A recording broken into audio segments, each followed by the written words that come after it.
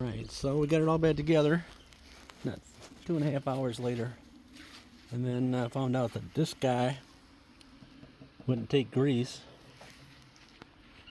And then I tried to pump it in the grease, and that hole, couldn't get her to go in. So guess what? I'm gonna take that all back apart. And make sure that the grease fitting had a little stream of stuff coming out. You know what I'm saying? Yeah. I have no water down here because we're seasonal. You know what I'm saying? It's kind of like 2 months of summer and the rest winter. But I gotta I don't even have an air blower yet. I could just blow this all off. Yep, not enough hot air. You'd think I did though. So I ended up pulling that all apart, and then that center shaft, this bolt goes straight through in case you kind of thought maybe it goes into a blind hole. It doesn't. And then I took that center shaft. It's kind of like getting there.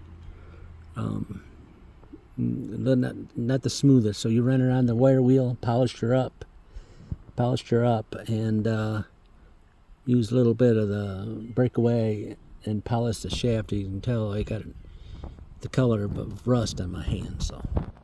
So we got it all back together, and then I forgot that, you gotta grease these things once in a while. So these guys got grease fittings here. There's grease fittings. Yeah.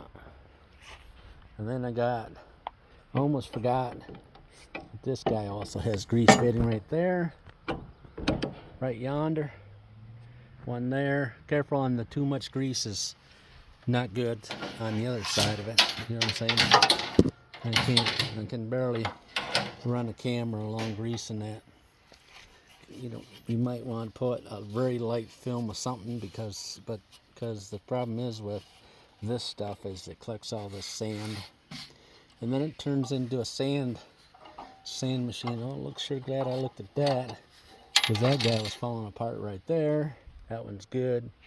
Them I never have bought those. Probably a good thing to get. They got a name for them. Name. Yep. So she's still got sand all over, and she always gets sand because we're pretty much sand here.